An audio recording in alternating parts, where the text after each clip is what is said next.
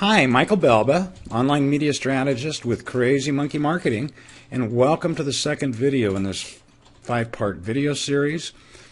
Today, we are going to talk about consumer behavior and psychological buying triggers and how you can utilize these things to position yourself in the marketplace.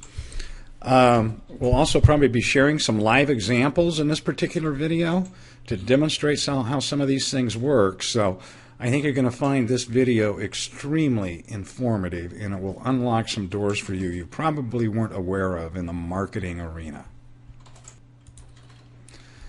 Okay, let's jump right in here and talk about emotionally based decisions. 90% of everything the consumer does is based on emotions, and you need to understand how these emotions work.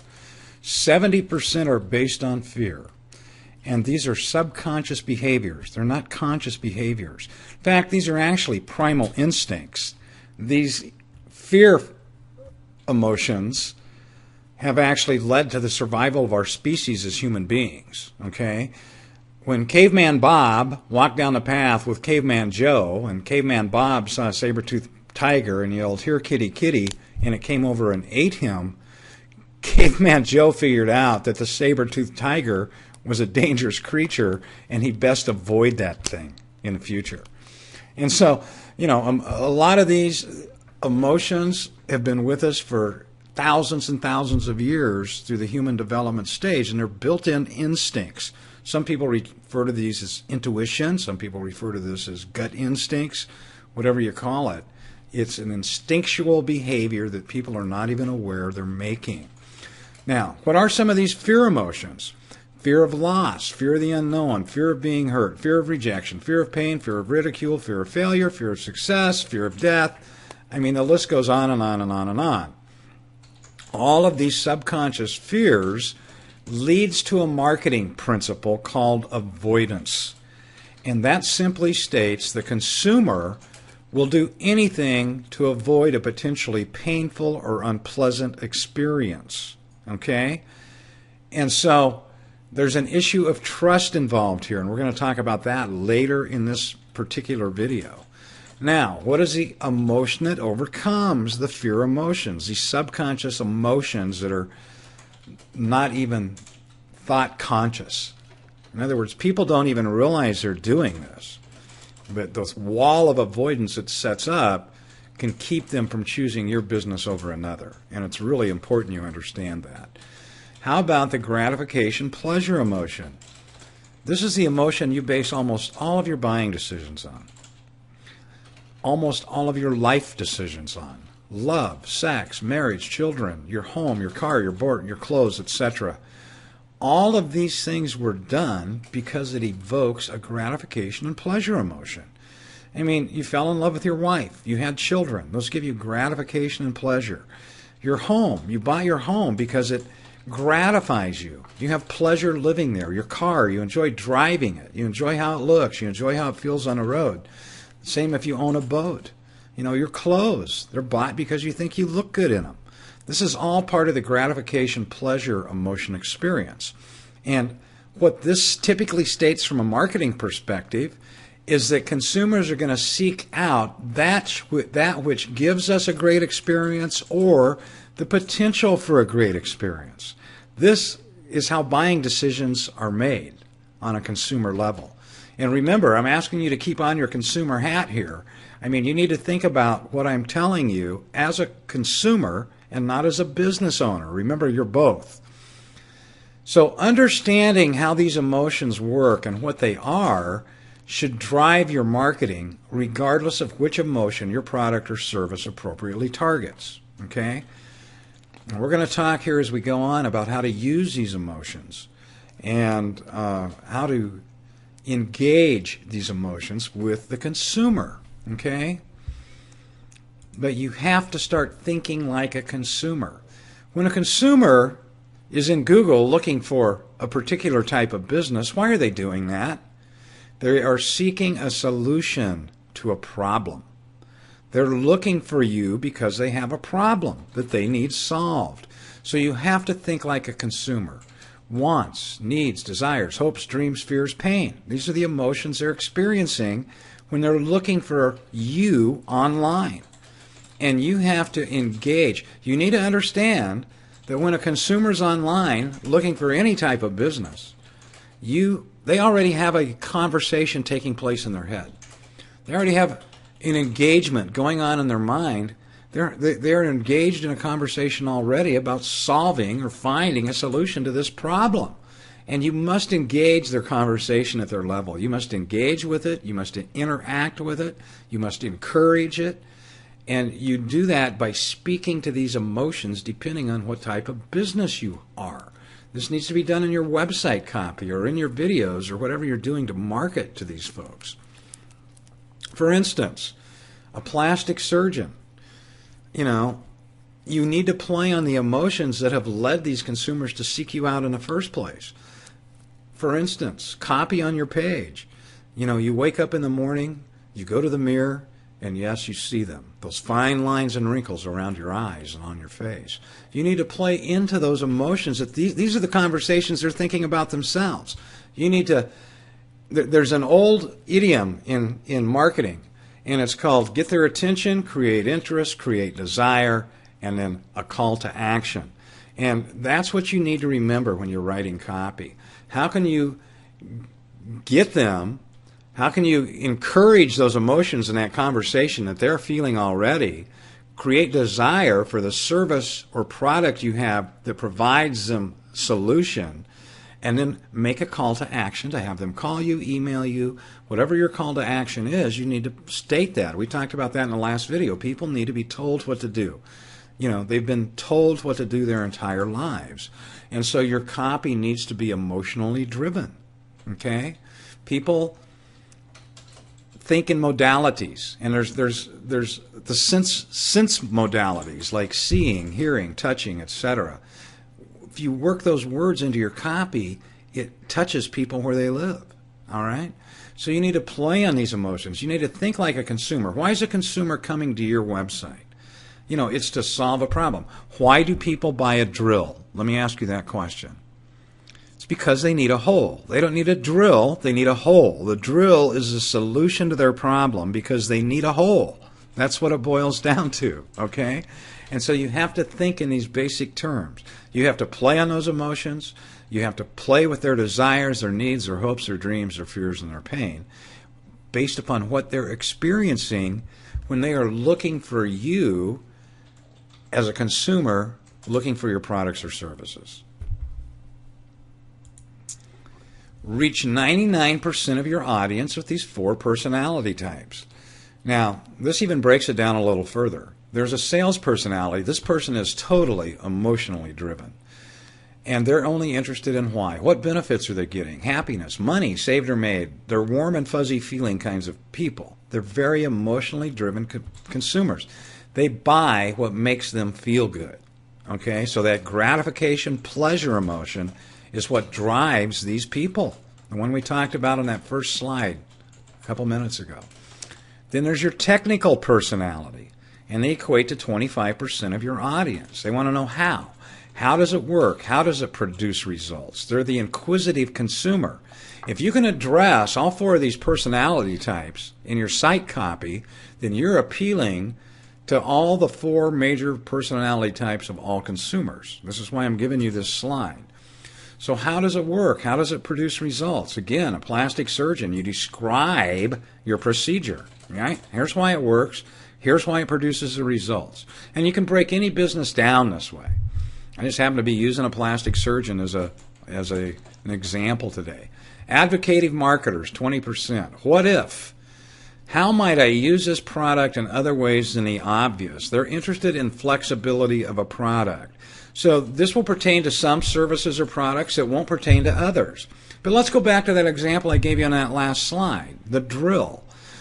Now, what have they done with drills in the last 20 years? They've turned them into flexible products like screwdrivers, right? I mean, when you buy a drill now, you don't just get drill bits, you get screwdriver bits. So that product now has flexibility versus when it was first brought on the market and it only drilled holes. Now you can also use it to put screws in a wall. Okay? So there's an example of that for you. And then scholastics, what for? They want to accomplish things better, faster. So again, a drill would be a great example for them.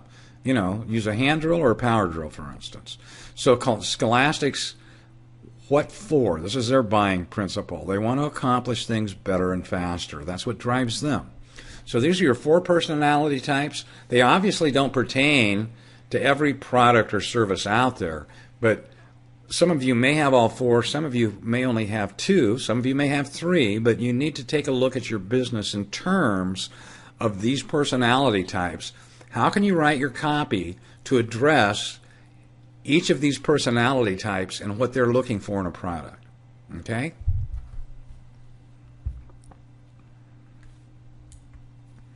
Okay, this is the biggie for every business out there. You have to break through the trust barrier to get people to choose your business over another one.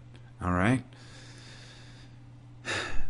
And this is broken down, and there's going to be some crossover in this, but I want to just give you some examples.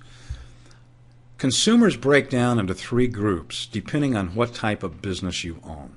Okay? Businesses deal with customers, businesses deal with clients, and some businesses deal with patients. Okay? So we're going to break through and talk about some of these. Now, customers, what businesses pertain to that, or to that grouping? Restaurants, auto mechanics, auto dealers, roofers, landscapers, day spas. Those are just a few ideas of the types of businesses that deal with customers. And you see here, I put a customer typically requires less trust, but obviously some of you are going to say, well, you know, an auto mechanic, and you're right. As I mentioned, some of this, depending on the grouping, these are generalities, but depending on what kind of business you have, you may require a little more trust. An auto mechanic requires more trust than a restaurant. And a lot of this is based on financial outlay of the consumer. You know, for me to risk $20 for lunch in a restaurant, it's not a huge financial risk to me. If the restaurant's good or great, then great, I'll go back. If it's not, I won't go in again. And it's only cost me $20 to find that out. Going to an auto mechanic's a different story, isn't it? Going to an auto dealer is a different story, isn't it? Roofers, again, a different story there. That is a high dollar investment for a customer, okay?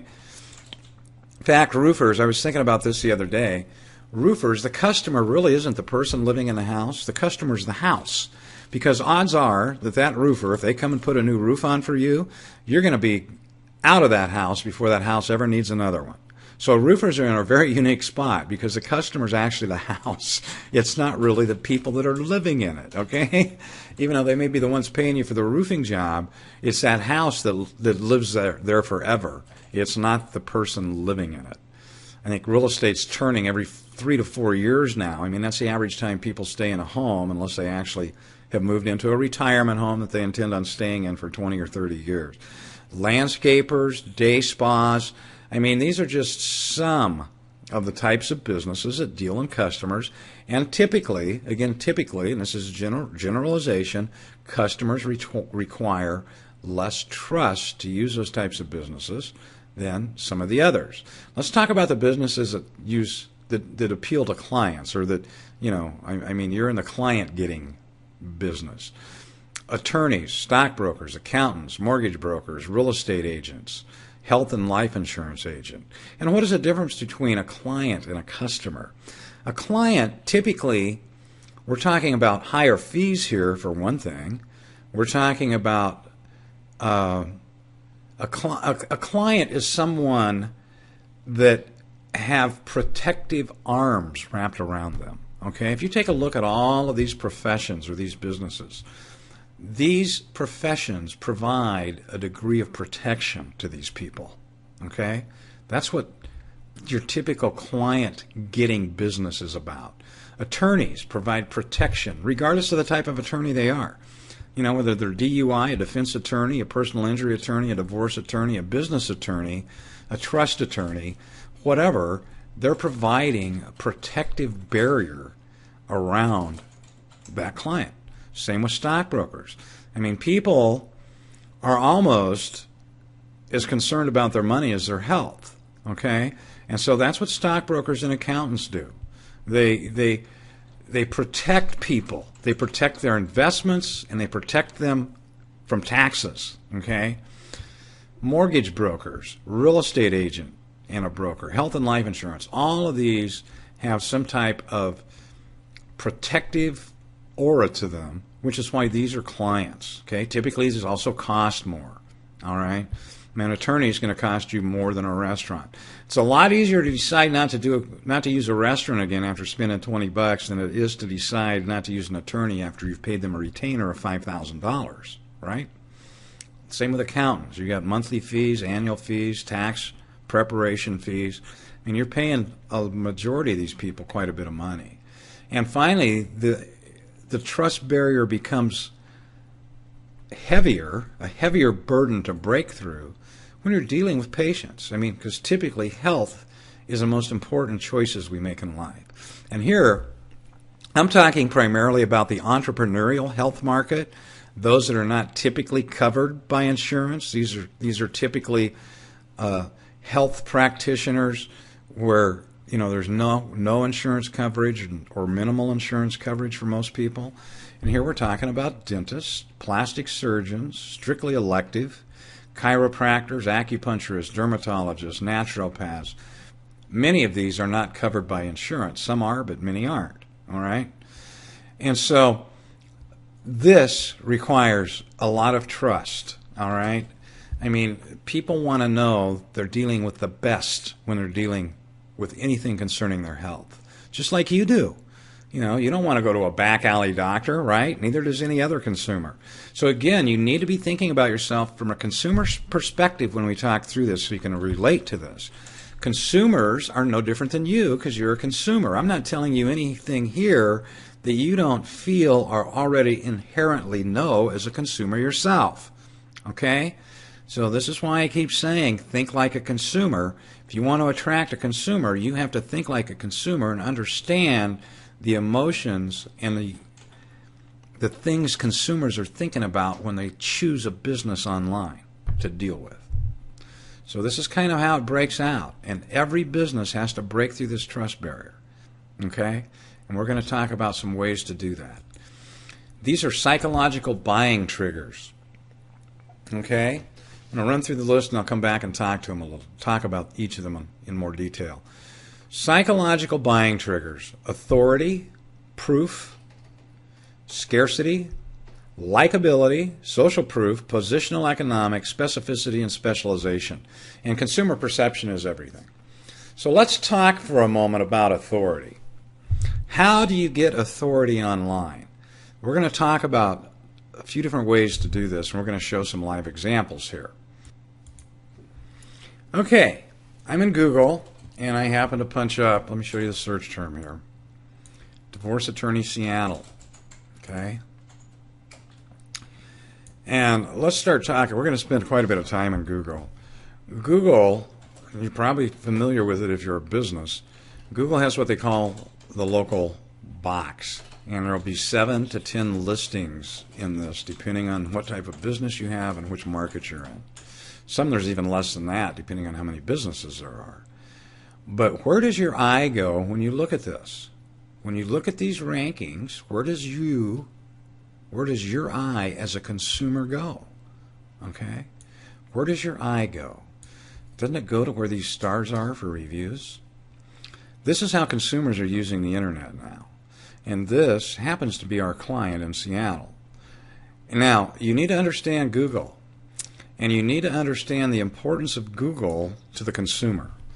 Google gets about 80% of all online search activity.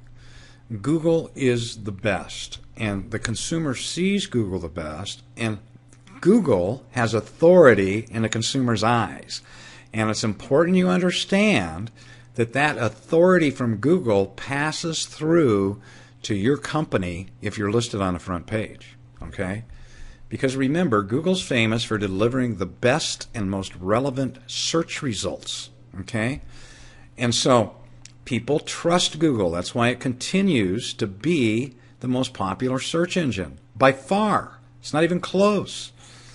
So Google reviews, this is where consumers, not only where their eyes go, but this is what they're using to judge the authority of a firm. How are you ranked by other people that have already used you? Okay? Reviews are so important, and I'm telling you, this is where businesses are missing the boat. And we'll talk about some of the results we've had for this particular attorney here as we go through here. So, one way to get authority, make sure you're on the front page of Google, because people don't go to the second page, folks. 95% of everybody using Google finds what they want on the front page. Less than 5% go down to the second page of search. Okay? So number one, be on the front page of Google. And number two, you've got to have a high reviewed rating. All right? You've got to have customer reviews. This is so important. I mean, if you look at these attorneys here, is there any reason you would click on these to even go look at them when they don't have any reviews? No reviews is as bad reviews in the consumer's eyes. You've got to have 6 to 10 reviews to get attorneys or consumers' attention here. Okay? In fact, Google doesn't even give you the star rating until you have 5 or 6 up here. And then it's just a matter of looking at the one with the highest rating. Here's a 4.9, 4.5, and a 4.9.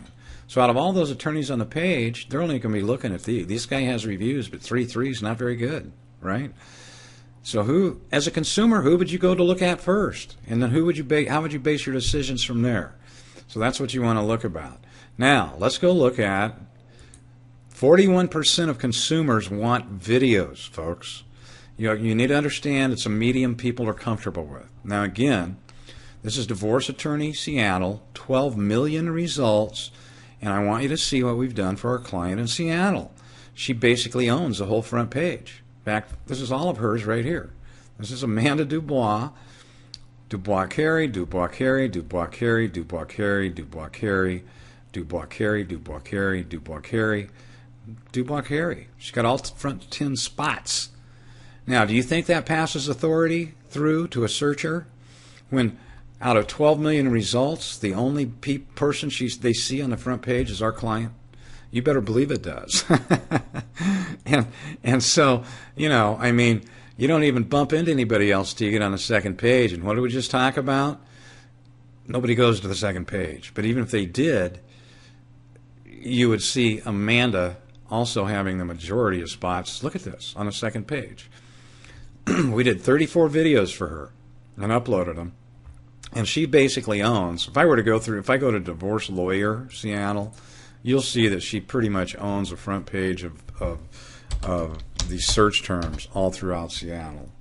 So here again is Divorce Lawyer, 253,000 results.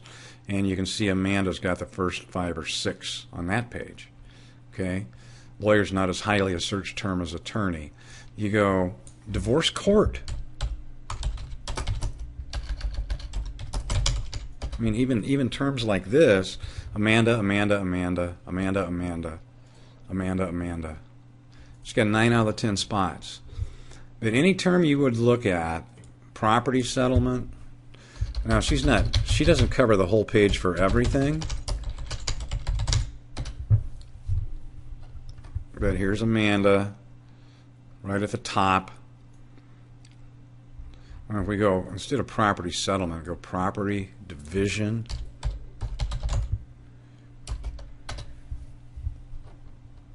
And again, there's Amanda there.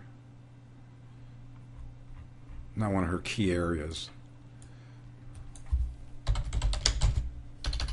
But virtually any, family law.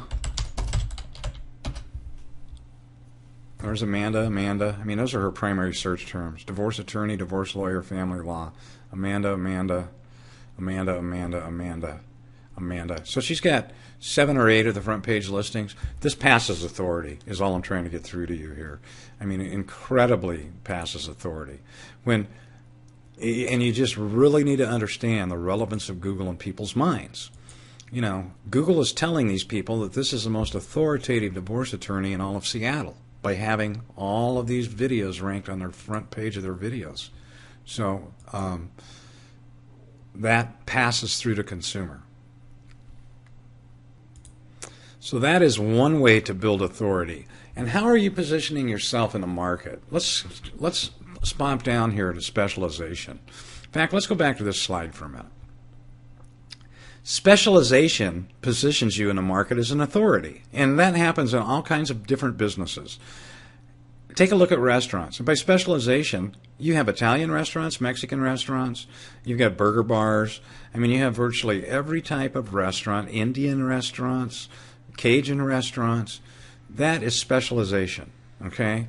Auto mechanics, you find the same thing. You find auto mechanics that work on American cars. You find auto mechanics that work on foreign cars only. And who makes the most money? Typically the foreign car mechanic does. Auto dealers are all specialized. Mercedes dealers, Volkswagen dealers, etc. Some roofers are even specialized in the types of roofs they do. Some do tile roofs, some do composite roofs. So, I mean, there's all types of specialization going on. And specialization, attorneys, for instance, DUI, PI, bankruptcy attorneys, family law, divorce attorneys, business attorneys, real estate agents even specialize. You have your luxury home people, you have your commercial sales people. So, I mean, specialization sets you apart as an authority, and especially plastics. Let's talk about plastic surgeons for a minute. There's plastic surgeons that perform every procedure. They're generalists. And then there's plastic surgeons that take a procedure and make it their own. They become the facial artist, or they become the breast augmentation artist. And they focus and only do one procedure and do it better than anyone else. And for that, they can charge higher fees, and they're seen as the authority in their niche because they do that, because they specialize. And so, what can you do to specialize? How can you set yourself apart as an authority? This is what we're looking for. Have you written a book? Can you write a book? What makes you the authority in your niche? Why should people choose you over any other competing business? If you're a dentist, why should they choose you? What makes you the authority? Any type of business, what makes you the best? Remember what we talked about. Consumers are looking for a great experience just like you are as a consumer. What gives a business authority in your eyes? All right? And all of these lend towards authority. Case studies lend towards authority. I run case studies myself on my website to show people what I can do for customers and clients. And so, showing case studies about how, like this particular attorney, we've increased her business 400%. I mean, it's incredible what's happened to her. And so when you have case studies that show you're good at what you do and that you can read, in my case, I can show a high return on investment for the money people spend with me for marketing, that makes a difference in people's opinion. And the reviews make a difference. And so being able to prove yourself with case studies that feed your authority is another way to gain authority online. Scarcity. This is a psychological buying trigger that is one of the most powerful there is, and it evolves from one of these original fears we talked about on the first slide. It's the only fear that really drives transactions, and that's the fear of loss. And we use it as a scarcity component. And you've seen this many times. 3-day sale, okay? That sale's only going to be there 3 days. Limited time offer. These all represent scarcity and fear of loss, and this is what gets people to buy them. Or a limited number, only 3 left at this price. That is using scarcity. Now, how could you use that in your business? How could you use scarcity in your business to drive sales? Let me give you a few examples. And then let's go back to a plastic surgeon, because this is really interesting. A plastic surgeon typically are not in surgery every day. And if you're a plastic surgeon, think about this. You probably also do Botox if you're a plastic surgeon. Well, Botox runs what, $800 a treatment or so? Run a 1-day special for 20 patients only and run a sale. Do your Botox for $500 or $600. Now, what you've just done is create for yourself a $10,000 or $15,000 day okay, since you're not scheduled for surgery anywhere. And you can run that every month and pull in new clients, 20 only. You know, get this coupon now, call in 3 days to schedule your appointment or miss out. Now, you run that for 6 months, 1 day a month for 6 months. What happens at the end of 6 months? Your Botox needs redone, right? But every 6 months, they have to come in and have it refreshed. And so those first month clients you did this with, when they're in there to get it done, you go ahead and book your calendar out 6 months to have them come in and redo it. And what you've done is you've set aside 1 day a month over a 12-month period that's going to bring in additional revenue to you of somewhere around $150,000 to $200,000, depending on how many patients you run through in a day. And you've done that by playing on scarcity, getting them in the door, giving them a treatment, scheduling them for their next treatment while they're there 6 months down the road. And you've created a Botox day in your clinic, 1 day a month, that's going to add, like I said, $150,000 to $200,000 of additional revenue to you. How about chiropractors? What else are chiropractors involved in besides cracking backs, okay? How about nutrition? Virtually every chiropractor I know is involved in nutrition. And many chiropractors now also have an in-house massage person. You could put a package together for 20 people only that either offers them a nutritional seminar, okay, and you could run this at night in your office, normally a $297 value, and sell that coupon for $97. And with that nutritional seminar, offer them a free exam, okay? And so you've just brought 20, 30 people in your door that's going to watch your nutritional seminar. You're going to give them a free quick exam. And here's the secret to all of these guys, ladies, people. In the entrepreneurial health market, virtually in any of these markets, once they come in your office a second time, you own them. That's a dirty little secret out there that most people don't even think about. So bring them in for a nutritional seminar, give them a free exam, and immediately get them scheduled within a week for their follow-up. Okay? And another way that you can run this is using your in-house massage. Usually, you know, $147, whatever your price may be, whatever you want to set the value at. And we're going to talk about setting values here as we move through this seminar too. But let's say you offer that to them for $47 and you only give it out to 30 people. First 30 people only get a $147 massage for $47. Okay? And you set limits on that, like must be done these 3 days. Call today for your appointment. And then once they're in there, what do? You're giving them a free exam also, and immediately try and schedule them back in the next 3 to 5 days for that follow-up exam. So you're creating a client here, or you're creating a patient, or you're creating a customer based on using customer acquisition strategies built around scarcity. Okay? Scarcity is very, very powerful. You just need to figure out how to use it for your particular business. And if you need help with that, obviously, you know, give us a call. Likability. Likability is extremely important. Don't you want to do business with people you like?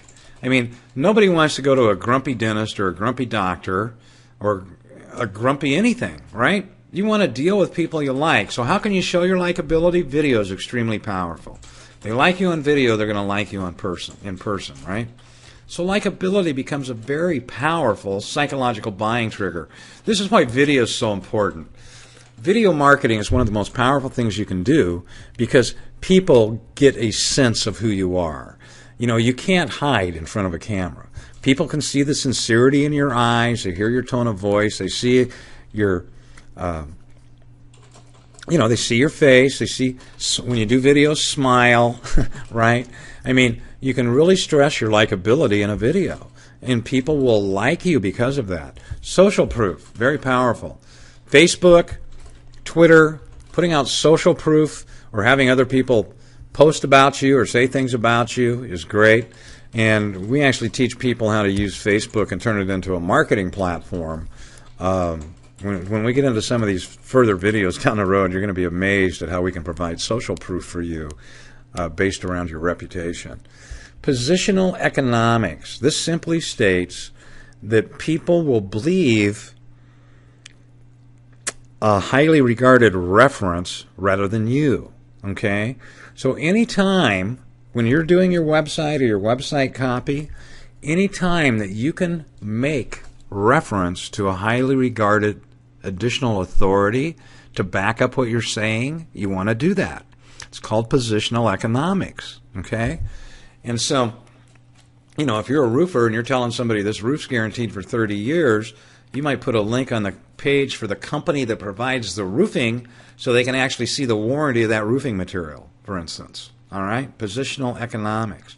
And there's many ways that you can do this and that you can bring in highly regarded other high authority references to back up what you have to say, all right? Which is what this boils down to. People pay attention to that.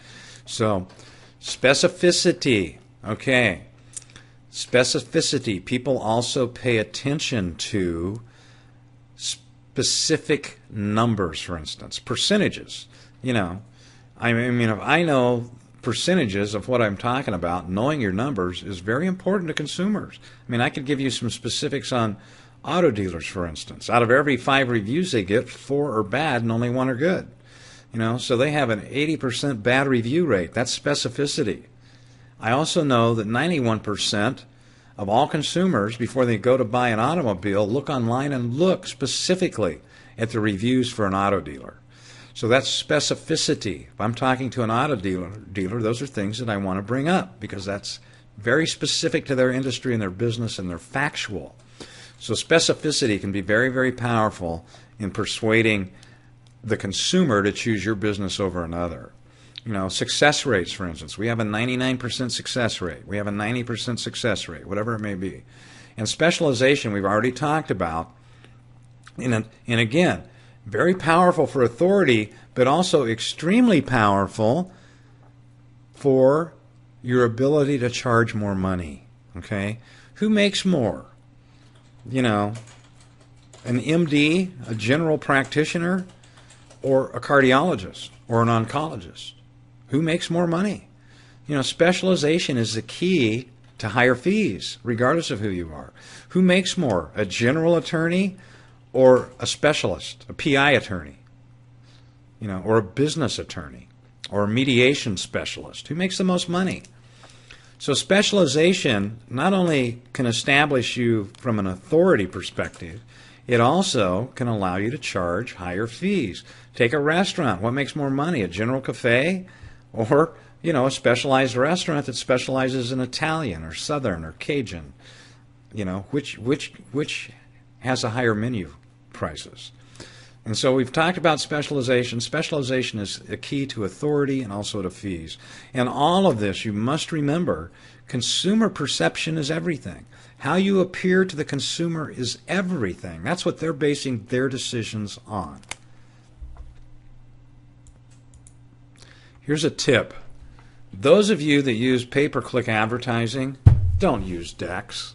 We just talked about separating yourself from the pack, being authoritative in your marketplace. You need to understand how Yellow Pages work for advertising and online advertising. They make everybody look the same. We just spent 20 minutes talking about how you have to separate yourself and be the authority figure online. Here's what you get when you advertise through a Yellow Page company for online marketing. This is PPC, pay-per-click advertising through Google. They put everybody on the same page. Sameness rules with these companies. Do you want to look like your competitor? Huh? I mean, is that why you've gone to the expense to build a website that separates you from the pack? It's so you can look the same as your competition when you're advertising online? This is totally a wrong strategy because there's nothing here. If I were a consumer and saw all these attorneys with all their ads that look the same, would you choose any of them? Would you choose any of them? Let me ask you that question. No, you would not. There's nothing that gives these guys authority over one another, is there? Okay? I mean, if you want to be authoritative, why would you want to look like your competitor? Let's go back into Google here for a minute. Whoop. Yes. Let me show you something here. Let me show you how we do pages for pay-per-click ads. And we'll take a look here at, we'll just go to right here.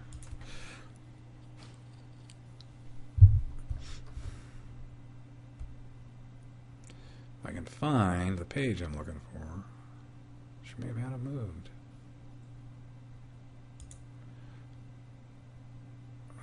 That's not it. Okay. I actually have this in a slide rather than having to go online. So this is what we do for clients for a PPC ad. And so we set up a special page on their site, and then we actually market their reviews. You can't see this whole page, but there's about 10 Google reviews listed here, all 5-star.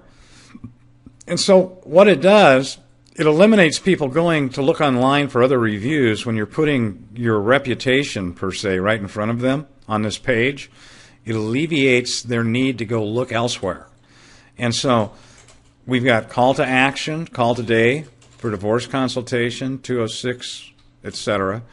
We talk about the different areas of specialization they have at this firm and their reviews. And this is what we drive pay-per-click advertising to, not a page that looks like everybody else. Okay? Who would you deal with? Again, put on the hat as a consumer. Would you choose one of these attorneys that look the same? And these ads run on the same day, which is another point I want to make here. When you're dealing with DECs, they don't care about ethics. They will be advertising. I've seen them advertising as many as 6 attorneys at the same time in Google, all with the same page. Doesn't matter which ad you click on, you're going to a DEC's page, and they're pitting all these attorneys, their own clients, against one another. When we do SEO or PPC, we only do it for a single client in a singular niche. So if you're a plastic surgeon and you want to do SEO with us, and you're in Seattle, you're the only Seattle plastic surgeon we're going to deal with. Likewise, if you're an attorney running a PPC campaign, we're not going to deal with any other attorneys because we don't pit our clients against one another. We don't put our clients in competition with one another. You know, it would be very unethical for us to be doing SEO for 3 plastic surgeons located within 10 blocks of each other in Seattle. I mean, you don't ever pit your clients against one another for SEO or for PPC. It's just not something you do. But these people have no qualms about doing it, and you need to understand that when you sign up with an agency like DEX, you're going to be competing with every other attorney they have signed up in your town. These are both Seattle attorneys pulled off the same ads page. If let's just see if there's any running today here that I can demonstrate. There may not be.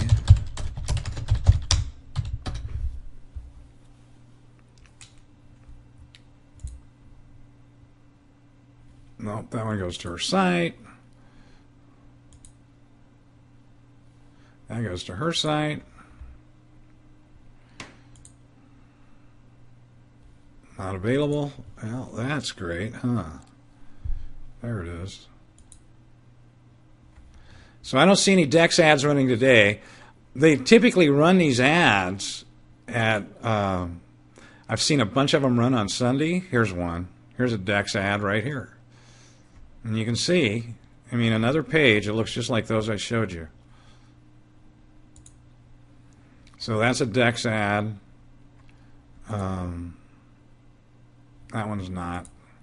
But you notice none of these pages. Here's what I talk about. When you need to connect with somebody, your PPC ads should go to a page set up specifically for what that keyword is. If you're a dentist and you're advertising teeth whitening, you should be bringing those people to a special page that only talks about teeth whitening. Remember when we talked about this slide up here, let me find it again.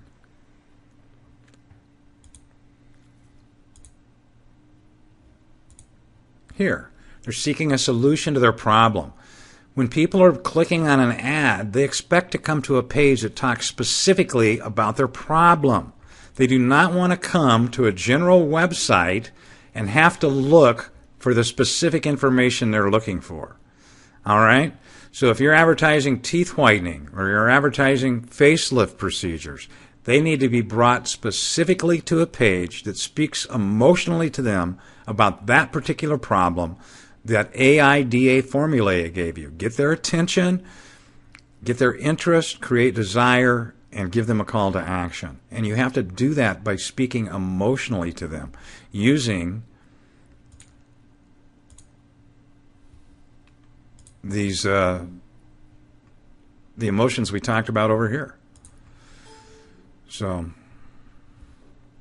again, set your PPC pages up, speak specifically to their problem, connect with them emotionally, engage them in that conversation already taking place in their mind, give them a call to action, and put your authority stuff on that page. Reviews are 5-star reviews, give authority.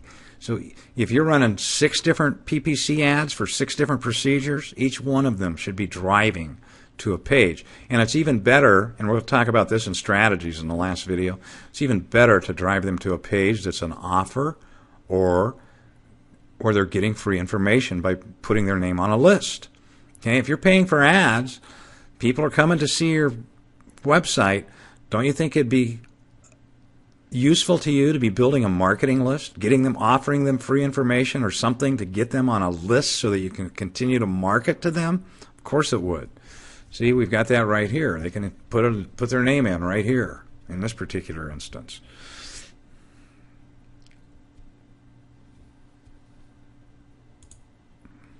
So, again, specific pages for PPC. Don't go with decks because they make everybody look the same. You will need to be an authority in your market. Build your page for whatever your keyword is you're buying advertising on. Build a page specific to that keyword and speak to the consumer specifically about the solution to that problem they've clicked on for information for. Don't make them look all over your site. They won't do it. They'll leave.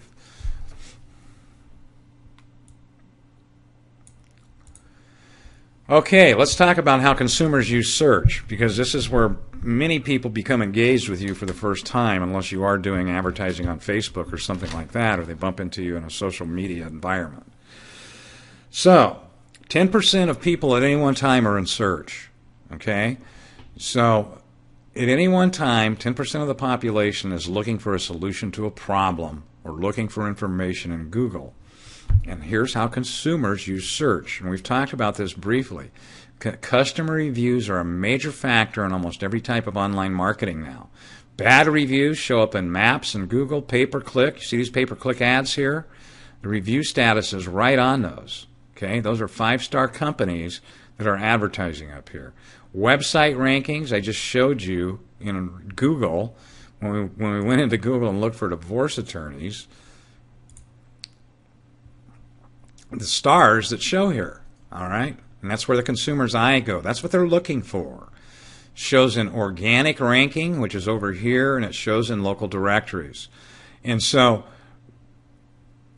consumers get into search, they start looking for what they want, and they check reviews. This is how the consumer uses Google, okay?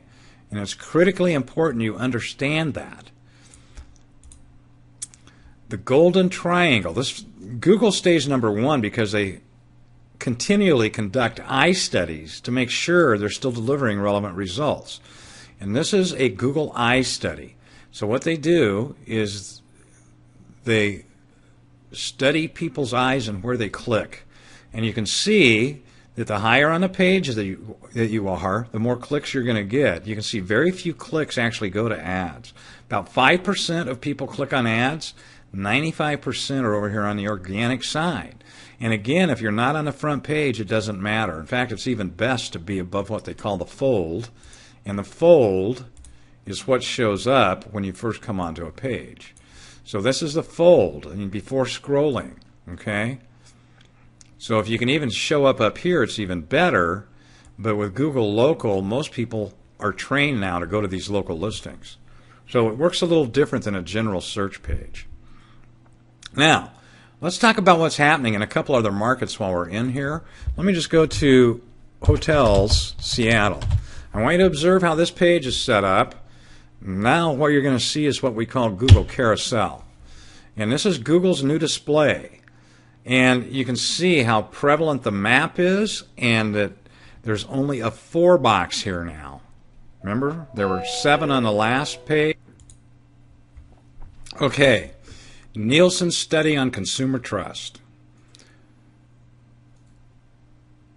People trust recommendations from people they know. 92%. 92% trust recommendations from people they know, just like you do. If your neighbor comes up to you and says, "Hey, Joe, we went to dinner at this new restaurant last night. It's great. You got to try it." Odds are you're going to trust that and you're going to go try it. Now, I want you to look at this. Consumer opinions posted online. 70% trust these. So 70% of people trust these as much as a personal recommendation. You need to understand, if we went back to that slide on 6 businesses, let me do that real quick, see if I can find it. We went through in your first presentation, we talked about this place you want to get to, warm leads, high quality trust, social proof, referral business, right? You need to understand that when people give you a referral online, they're giving a referral to the world for you. It's a personal recommendation to the world for you, okay? And they're posting that online for you. And so these become extremely important. These reviews are incredibly important for building authority and trust. And you simply must grasp that reviews are the new SEO. If I were to go back into Google again, I don't think I got finished quite with that. I had the phone ring. We were talking on this page. Notice, again, when we were on that previous page, let me just go back, the local box was 7 here for attorneys. Notice that on this page, the difference is the local box is only 4 spots, and everything else on this page are review sites. There's Starwood Hotels, TripAdvisor, Hotel Deals. These are review sites. Orbitz, Priceline. You notice there's no listings for individual websites except these 4 on the page and the pictures across the top. Okay? And this is all based on reviews, folks. This is how Google is ranking everything in the travel industry now. Hospitality and travel is all being ranked by reviews. That's how these people got here. This is a 2-star hotel with a 4.2 review. That's why they're listed here. Their reviews rank them a 4.2 even though they're only a 2-star hotel. See how this works? 3-star hotel with a 4.3 ranking. 4-star hotel with a 4.3 ranking and a 5-star with a 4.5. So this is ranking way above their rating. This is how this is done in Google. Let me show you another one because it has one of our clients on it. Hotels Kennewick, where I happen to live. Clover Island Inn. This is our client. And you can see they're right here up on top. These will switch as the page is reloaded. These don't switch. You see they're number 1 here. 2-star hotel with a 3.4 rating. A 2-star with a 3, a 3-star with a 4, and a 3-star with a 4.1. This is why they're first. They're ranked as a 2-star, but their reviews are ranking them 1.4 times higher than their actual rating. Okay, and so and then we have a listing on this page for them here also. And so on the front page of Google, our client is listed here. They're number 1 on the box, and they're listed here on the front page, where everything else is pretty much. There's a Hilton Garden, Quality Inn, but most of these are, review sites. Reviews, reviews, reviews. Restaurants are the same way. If I go to restaurants, Seattle, you'll see it's the same layout. Now, I want you to think about what Google's given up here. They've given up all the top of the page. The most valuable real estate on the page, as we've talked about, is that stuff above the fold. They've given all that up for this new display. They've given all this up for these new pictures and reviews. The map's bigger, and notice there's not a box at all on this page. There's no local sites listed here. It is all review sites for restaurants. That's all you have. When you look for Restaurant Seattle, the only place on this page restaurants are listed is up here. There's no singular listings down here for restaurants. Strictly review sites. Strictly review sites. even if I break it down by specialty, I go to like Italian restaurant Seattle,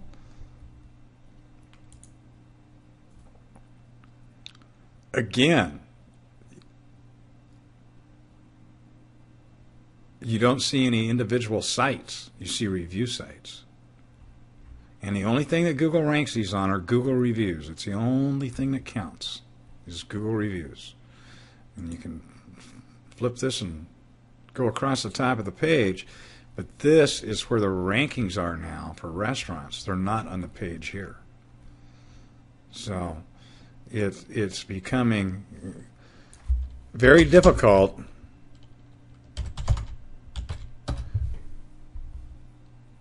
now. If you start breaking it down by suburb, like Italian restaurants South Center, here you find an individual listing. And guess whose client that happens to be? This is our client, Grazie Restaurant. You also see their number one here. But, and you can see they're here. You see Grazie pretty much owns it. We go to Italian restaurants Bothell.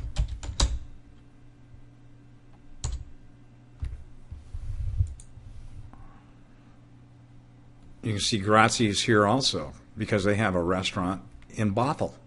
So they have two locations, Bothell and South Center. So the only time you even start seeing local restaurants is if you actually get down into individual sections of the city. You get no individual listings other than the pictures if you're just looking for a restaurant in Seattle or even a specialty restaurant in Seattle. So this is how search is changing. And you need to be aware of how important these reviews are. I mean, that's the only thing Google's using to rank these is reviews. Okay? So, consumer opinions posted online are so important in this day and age. And this is a trend that's just started happening in the last 6 to 9 months.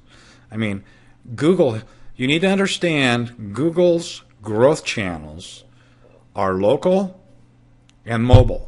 And that's where Google is putting everything. We've done SEO for a lot of national companies. That's almost a dead service any longer because what Google is doing, they're taking every search term possible and turning it into a local search term. So any search term that Google can turn into a local search term, they're doing that because it drives more revenue for them. You're going to have more local business advertising there. You're going to have more revenue for Google. I mean, it's just the way it works. And Google's a revenue-driven machine like any business. And so it's becoming critically important to make sure you have reviews. And finally, how else do people search? And we're going to get into these two topics in the next videos. We're going to go into detail about reputation marketing. Many of you may have heard of reputation management. That's a misnomer, okay? Is management an asset or an expense to your business? Also, is it proactive or reactionary? Marketing is how you want to handle your reputation. You want to market your reputation, build your reputation. You don't want to management. You don't want to manage it and be responding online to bad reviews after they happen. You need to have a method or a system in place that heads it off before it ever gets published in a online directory. But how else are people searching? Smartphone owners. You need to understand that 60+% of people now are using their smartphones for search. And so this becomes critically important to you. These are the top local business directories. Urban Spoon, City Search, TripAdvisor probably should be in there too. Super Pages, Yelp, Yellow Page Mobile, Yellow Book, Bing, MapQuest, Yahoo, and Google Maps. All of these have apps that are downloadable to smartphones. And this is how people are searching, right? They're searching on these apps. These are the most popular local search apps. And so here you go. I mean, look at how many people are looking through these different apps put out by search engines, Google and Yahoo, Bing, and put out by specialty companies like MapQuest, Yellow Book, Yelp, super pages. These people all have apps that can be downloaded to phones, and this is how people are finding local businesses. Now, let me pose a question to you. And this is first quarter of 2012. This is much higher than this now, I guarantee you, this 50%. For instance, this 70% now, the latest number on this is 79% of consumers trust online reviews as much as personal reviews. 79%. And this is probably up to 65% now rather than 50. Now, what kind of page should you have to be putting in these directories? What can be seen on a mobile phone? You need a mobile page. If this much search is going on with smartphones, you need a mobile responsive or mobile page that people go to from these directories. Does that make sense to you? Of course it does. If you want to get to the consumer where they live, you have to be able to access them on the devices they're using, and the PCs are dying. And we're going to get more into this in episode 4 here. But I want to point this out now because it's so important you understand consumer behavior. And this is consumer behavior. People are on their phones 24/7. They have them with them all hours of the day and night. You need to understand that an iPhone with 32 gigs of memory is 64 times bigger than the laptop you were carrying 10 years ago with a 500 meg hard drive. 32 gigs in an iPhone, 500 megs in a laptop. Unless people are actually doing work on a computer, they can get everything they need from the palm of their hand. And you need to start thinking about accessing those people in the palm of their hand. And when we get into mobile, you're going to see some statistics that blow your mind. But this kind of wraps it up for the consumer behavior and the psychological buying trigger session of this site. These are things to keep in mind. We'll keep building on this as we go through this through these videos. You know, I mean, by the time you get through these, you're going to see how all of this ties together and why it makes total sense. And these should be some of the strategies that you're picking up on and starting to use for your business. So with that, have a great day, and I'll see you in the next video.